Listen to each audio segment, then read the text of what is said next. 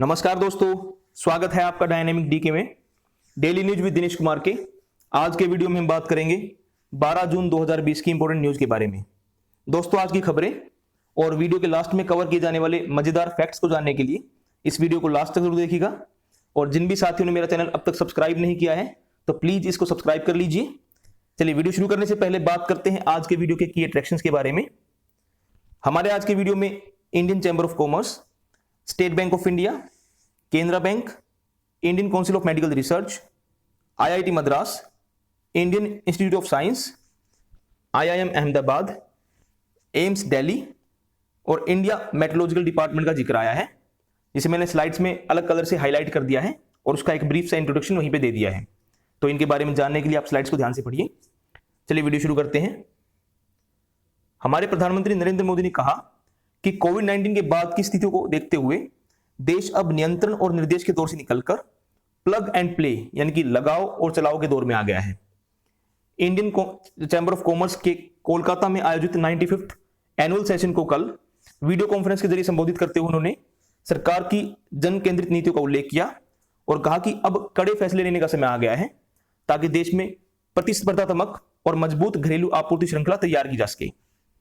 कृषि उत्पादों और आवश्यक वस्तु अधिनियम में संशोधनों का उल्लेख करते हुए प्रधानमंत्री ने कहा कि इससे किसानों को बेहतर बाजार उपलब्ध हो सकेगा। उन्होंने कहा कि अब भारत के किसानों को अपने प्रोडक्ट, अपनी उपज देश में कहीं पर भी बेचने की आजादी मिल गई है। एपीएमसी एक्ट और असेंशियल कमोडिटी एक्ट में जो संशोधन किए गए हैं तथा किसानों और इंडस्ट्री के बीच पार्टनरशिप का जो रास्ता खोला गया है, उससे किसानों को एक प्रोड्यूसर के रूप में और उनकी उपज को एक प्रोडक्ट के रूप में पहचान मिली है। प्रधानमंत्री ने उत्पादन को बढ़ावा देने और एलईडी बल्बों की बिक्री का जिक्र करते हुए कहा कि इन बल्ब्स की बिक्री से जनता के 19,000 करोड़ रुपए की बचत हुई है। उन्होंने कहा कि अंतर्देशीय जल मार्गों का विकास, प्लास्टिक के इस्तेमाल पर बैन, रिन्यूएबल एनर्जी सोर्सेज और डिजिटल भुगतान को बढ़ावा दिए जाने से अर्थव्यवस्था में सुधार आएगा, जिसका लाभ देश और समाज दोनों को मिलेगा। बढ़ते हैं अगली खबर की ओर। हमारी केंद्रीय वित्त मंत्री निर्मला सीतारमण ने कल कहा कि पब्लिक सेक्टर बैंक्स ने राज्यों और केंद्र शासित प्रदेशों को अब तक 12,200 करोड़ रुपए के ऋण जो है वितरित किए हैं। उन्होंने ये भी कहा कि 100% आपात ऋण गारंटी स्कीम के तहत इन बैंकों ने अब तक 24,260 करोड़ रुपए के कर्जों को मंजूरी दी है। सबसे ज्यादा जो लोन बांटे गए हैं वो भारतीय स्टेट बैंक द्वारा बांटे गए हैं और उसके बाद केनरा बैंक का नंबर है। हमारे स्टेट बैंक ऑफ इंडिया ने 7500 करोड़ रुपए और केनरा बैंक ने 814 करोड़ रुपए के कर्ज जारी किए हैं। पीएसबीज ने सबसे ज्यादा जो कर्ज है वो तमिलनाडु में दिए हैं और उसके बाद उत्तर प्रदेश का स्थान है। बढ़ते अगली खबर की ओर। Indian Council of Medical Research ने जोर देकर कहा है कि भारत में कोविड-19 महामारी का कम्युनिटी ट्रांसमिशन नहीं हो रहा है। आईसीएमआर के महानिदेशक डॉक्टर बलराम भार्गव ने कहा कि देश को निगरानी और रोकथाम संबंधी रणनीति को जारी रखना होगा तथा भारत जितना बड़ा देश है उसे देखते हुए महामारी का फैलाव काफी कम है। डॉक्टर भार्गव ने बताया कि भारत में प्रति लाख जनसंख्या के पीछे कोविड-19 रोगियों की जो संख्या है वो दुनिया में सबसे कम है और इसी प्रकार प्रति लाख मृत्यु दर भी जो है वो भारत में दुनिया में सबसे कम है। उन्होंने कहा कि कोरोना महामारी से स्वस्थ होने वाले रोगियों की जो दर है वो बढ़कर 49.21% हो गई है। स्वास्थ्य मंत्रालय के प्रवक्ता ने बताया कि इस समय ठीक हुए रोगियों की संख्या इलाज करा रहे मरीजों की तुलना में अधिक है। हमने कल वाले वीडियो में भी इस बात का जिक्र किया था। हमारे देश में 1,41,028 रोगी अब तक स्वस्थ हो चुके हैं। इस अवसर पर आईसीएमआर द्वारा जो ब्लड सीरम है उससे संबंधित सर्वेक्षण, जिसका नाम सीरो सर्वे रखा गया था, उसके परिणाम जारी किए गए। इसके अनुसार देश में 83 जो जिले चुने गए थे उनमें 0.73% आबादी में कोरोना वायरस का जो इन्फेक्शन हुआ उसका कारण किसी संक्रमित व्यक्ति के संपर्क में आना रहा है। इस सर्वे के दौरान के परिणाम में यह भी बताया गया है कि लॉकडाउन और कंटेनमेंट की जो नीति थी वो सफल रही है और इससे इन्फेक्शन की दर को कम करने वजह से इसका फैलाव रोकने में मदद मिली है। लेकिन सर्वेक्षण के अनुसार देश की काफी बड़ी आबादी महामारी के प्रति अब भी वनरेबल बनी हुई है, यानी कि संवेदनशील बनी हुई है। कोविड-19 महामारी के बारे में सर्वे जो था वो देश के चुने हुए 83 डिस्ट्रिक्ट में इस साल मई में कराया गया था। इन 83 जिलों में इस सर्वेक्षण का काम पूरा हो चुका है और अब सेकंड फेज जारी है इसका। सर्वेक्षण के नतीजों का जिक्र करते हुए नीति आयोग के सदस्य और अधिकार संपन्न समिति के सदस्य डॉक्टर विनोद पाल ने कहा कि रिपोर्ट के अनुसार शहरी झुग्गी बस्तियों में कोविड महामारी का प्रकोप अधिक देखा गया है। आगे बढ़ते हैं। मध्य प्रदेश में एक राष्ट्र एक राशन कार्ड योजना शुरू की गई है। इस योजना के अंतर्गत राष्ट्रीय खाद्य सुरक्षा कानून जो है उसके अंतर्गत सभी परिवारों को किसी भी राशन की दुकान से बायोमेट्रिक के माध्यम से राशन मिल सकता है।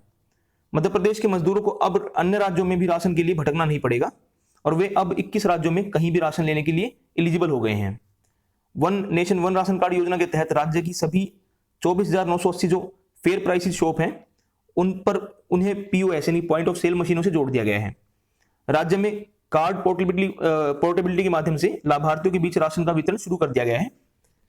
मध्य प्रदेश में जो भी एलिजिबल फैमिलीज होंगी उन्हें आंध्र प्रदेश, बिहार, गुजरात, केरल, महाराष्ट्र, त्रिपुरा और सिक्किम समेत देश के 21 राज्यों में राशन मिल सकेगा। इसी तरह अन्य राज्यों के जो लाभार्थी होंगे वो भी मध्य प्रदेश की दुकानों से राशन प्राप्त करने के हकदार होंगे। इस योजना में पात्र परिवारों को 2 रुपए और 3 रुपए प्रति किलो की दर से गेहूं और चावल मिलेगा। आगे बढ़ते हैं। विदेश मंत्रालय ने कल कहा कि भारत और चीन अपने सीमावर्ती इलाकों में शांति बनाए रखने और सीमा विवाद को शांतिपूर्ण तरीके से सुलझाने के लिए सैन्य और राजनयिक माध्यमों से संपर्क बनाए हुए हैं। विदेश मंत्रालय के प्रवक्ता अनुराग श्रीवास्तव ने कहा कि इस महीने की 6 तारीख को चुशूल मोल्दो जो सेक्टर है हमारा, उसमें दोनों देशों के कोर कमांडरों की बैठक हुई जो कि भारत चीन सीमा पर उत्पन्न स्थिति से निपटने के लिए राजनयिक और सैन्य संपर्कों के सिलसिले में थी। उन्होंने कहा कि बैठक में यह सहमति बनी कि हालत का जल्द से जल्द समाधान खोजना दोनों देशों के शीर्ष नेताओं के मार्गदर्शन के अनुरूप था। नेपाल के बारे में श्री अनुराग श्रीवास्तव ने कहा कि भारत नेपाल के साथ अपने सांस्कृतिक और मित्रतापूर्ण संबंधों को महत्व देता है और हाल के वर्षों में दोनों देशों के बीच बहुआयामी द्विपक्षीय साझेदारी का विस्तार हुआ है और इसमें विविधता आई है। नेपाल की विभिन्न परियोजनाओं में भारत की मानवीय और विकास संबंधी सहायता भी बढ़ी है। उन्होंने कहा कि भारत ने पैरासीटामोल और हाइड्रोक्सीक्लोरोक्विन जैसी दवाओं, टेस्ट किट्स और अन्य चिकित्सा सामग्री सहित करीब 25 टन चिकित्सा सहायता नेपाल भेजी है। उन्होंने कहा कि भारत सरकार ने यह भी सुनिश्चित किया है कि नेपाल और भारत में लॉकडाउन के बावजूद आवश्यक वस्तु का व्यापार और आपूर्ति निर्बाध रूप से चलती रहे। इसके अलावा भारत ने मानवीय आधार पर विदेशों में फंसे नेपाली नागरिकों की स्वदेश वापसी में भी मदद की है। आगे बढ़ते हैं, बात करते हैं वंदे भारत मिशन की। ऑपरेशन समुद्र सेतु के अंतर्गत ईरान से 233 प्रवासी भारतीयों को लेकर नौसेना का जहाज INS शार्दुल जो था वो कल दोपहर बाद पोरबंदर तट पहुंचा। ईरान से स्वदेश लौटे प्रवासियों में ज्यादातर गुजरात के वलसाड़ जिले के मछुआरे हैं। आगे बढ़ते हैं। हमारे HRD मिनिस्टर रमेश पोखरियाल निशंक ने कल नई दिल्ली में उच्च शिक्षण संस्थाओं की भारत रैंकिंग 2020 जारी की है। इस रैंकिंग में जो इंजीनियरिंग के अंदर IIT मद्रास ने पहला स्थान बरकरार रखा है। उसके अलावा यूनिवर्सिटीज की कैटेगरी में इंडियन इंस्टीट्यूट ऑफ साइंस जो है बेंगलुरु में उसने पहला स्थान प्राप्त किया। मैनेजमेंट की कैटेगरी में IIM अहमदाबाद फर्स्ट स्थान पे आया है। उसके अलावा IIM जो एम्स दिल्ली है उसको मेडिकल कैटेगरी में लगातार तीसरे साल पहला स्थान प्राप्त हुआ है। कॉलेजेस की बात करें तो दिल्ली का जो मिरांडा कॉलेज है उसने तीसरी बार फर्स्ट प्लेस यहाँ पे पाया है।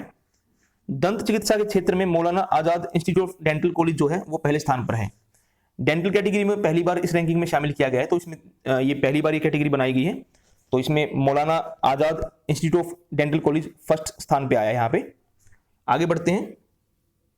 भारतीय रेलवे ने पश्चिम के रेलवे के विद्युतीकरण क्षेत्र में ओवरहेड इक्विपमेंट वाली पहली high rise double stack container सेवा को सफलतापूर्वक चलाकर विश्व में नया कीर्तिमान स्थापित किया है। पूरे वर्ल्ड में यह अपनी तरह की पहली उपलब्धि है जिसे ग्रीन इंडिया जैसे महत्वाकांक्षी अभियान को बढ़ावा मिलेगा। रेल मंत्रालय ने कहा कि इस महत्वपूर्ण उपलब्धि के साथ railway high rise overhead equipment territory में हाई रिच पेंटोग्राफ सुविधा के साथ डबल स्टैक कंटेनर रेलगाड़ी चलाने वाली विश्व की पहली रेलवे बन गई है। गुजरात के पालमपुर और बोटाड रेलवे स्टेशन से 10 जून को इसका सफल संचालन किया गया, तो ये इंडिया के लिए काफी बड़ी उपलब्धि है अपने आप में। बढ़ते हैं आज की लास्ट खबर की ओर। इंडिया मेट्रोलॉजिकल डिपार्टमेंट ने कहा है कि दक्षिण पश्चिम जो मानसून है वो महाराष्ट्र पहुंच गया है और ये शोलापुर में हरनेई, तेलंगाना में रामागुडम और छत्तीसगढ़ में जगदलपुर से गुजर रहा है। महाराष्ट्र के तटीय इलाकों में भारी वर्षा हो रही है और अगले 48 घंटों में महाराष्ट्र के कई इलाकों में बारिश हो सकती है। दोस्तों ये थी आज की खबरें। बात करते हैं आज के स्टैटिक फैक्ट्स की ओर। आज 12 जून है। 12 जून 1964 को नेल्सन मंडेला को आजीवन कारावास की सजा सुनाई गई थी। उन्होंने 27 साल जेल में गुजारे और वे 1994 से लेकर 1999 तक साउथ अफ्रीका के पहले इलेक्टेड राष्ट्रपति रहे। उन्हें साल 1993 का शांति का नोबेल पुरस्कार भी प्राप्त हुआ था। आगे बढ़ते हैं। 12 जून 1991 को बोरिस येल्त्सिन जो हैं वो रशिया के पहले राष्ट्रपति बने। रूस का इससे पहले जो नाम था वो USSR थे या सोवियत संघ के नाम से इसको जानते थे हम। यूएसएसआर का डिसइंटीग्रेशन होने के बाद रशिया अपने आप में अलग कंट्री बन गया था। 12 जून को जो हमारा आईएलओ है, इंटरनेशनल लेबर ऑर्गेनाइजेशन, और यूएनओ हमारा world day against child labour मनाता है। इसे मनाने की शुरुआत साल 2002 में हुई थी। दोस्तों, ये थी आज की खबरें और स्टैटिक फैक्ट्स। मुझे उम्मीद है कि आपको वीडियो पसंद आया होगा। इसको लाइक कीजिए, अगर आप मेरे चैनल पर नए हैं तो इसको सब्सक्राइब कीजिए, अपने दोस्तों के साथ इसको शेयर कीजिए और बेल आइकन को प्रेस जरूर कीजिए ताकि आपको मेरे वीडियोज की नोटिफिकेशन मिलते रहें। थैंक यू दोस्तों, बाय।